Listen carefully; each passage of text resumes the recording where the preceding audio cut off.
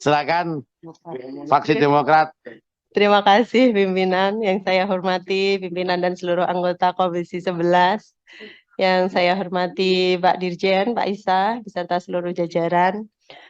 Sebenarnya tadi sudah paling komplit ya Pak dari teman-teman Komisi 11 terkait anggaran pendidikan, kemudian transfer daerah, dan rencana anggaran tahun 2022-2023. Namun saya ingin sedikit menambahkan terkait realisasi PNBP di tahun 2022. Yang kita tahu tadi di paparan mengalami kenaikan, terutama dipengaruhi perkembangan harga komoditas utama, yaitu terkait batu bara, minyak mentah, dan perbaikan layanan KL. Dan jika kita melihat realisasi penerimaan KND itu hanya sebesar 40,6 triliun yang berasal dari dividen BUMN. Nah, padahal pada tahun 2022 ini, laba konsolidasi BUMN ini secara keseluruhan tercatat adalah sebesar 303,7 triliun. Nah, ini sangat meleset sebesar kira-kira 142%-an dibanding periode 2021. Nah, sehingga kami juga menyarankan kepada DJA agar penerimaan KND yang berasal dari dividen BUMN ini bisa didorong secara optimal untuk berkontribusi kepada penerimaan PNBP. Ini yang harus benar-benar kita perhatikan.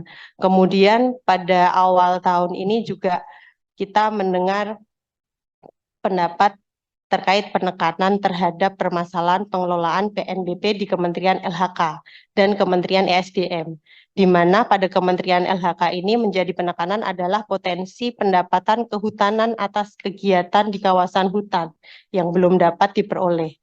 Sedangkan untuk Kementerian ESD terkait PNBP royalti dan penjualan hasil tambang atas transaksi penjualan minerba pada tahun 2018 sampai 2020 juga sama. Mengingat di kedua kementerian tersebut memberikan kontribusi PNBP yang sangat signifikan, saya ingin menanyakan bagaimana pihak DJP menyikapi hal tersebut. Dan seharusnya juga ada langkah-langkah untuk mengantisipasi permasalahan yang serupa, yang mungkin juga akan kembali muncul di tahun-tahun berikutnya. Yang terakhir juga tadi disampaikan pada paparan Bapak, roadmap PNBP 2023 dengan output PNBP yang sangat optimal. Nah, ini juga mungkin bisa dijelaskan terkait detail roadmap tersebut dan kaitannya dengan berapa target penerimaan PNBP tiap tahunnya dan rencana kebijakan yang akan diambil pada roadmap tersebut. Nah, tadi juga sedikit terkait transfer daerah, tadi disampaikan juga oleh Pak Misbahun bahwa banyak dana-dana yang masih mengendap yang belum maksimal dipakai oleh daerah.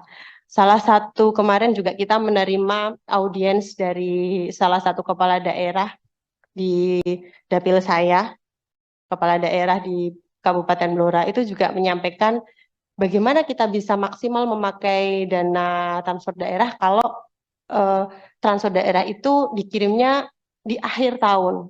Sedangkan dana tersebut sudah harus digunakan di bulan-bulan sebelumnya. Nah, mungkin ini bisa menjadi perhatian dari pusat agar transfernya sesuai dengan waktu dan deadline dari semua daerah. Jadi pemakaian dari transfer daerah itu bisa maksimal penggunaannya. Kalau transfernya di akhir-akhir tahun, juga itu sangat membebankan bagi daerah untuk memakai dana tersebut.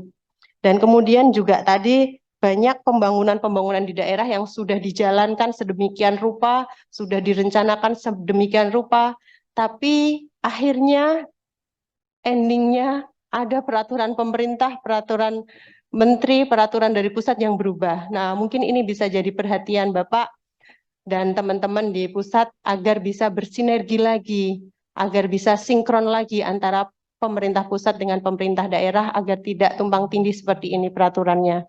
Dan juga kita juga harus mengapresiasi teman-teman di daerah karena perencanaan di daerah itu benar-benar sudah matang dan dijalankan dengan betul. Tapi tiba-tiba kalau peraturannya berubah dan dananya tidak bisa cair kan kasihan juga, Pak. Mungkin itu saja dari saya pimpinan. Terima kasih. Baik,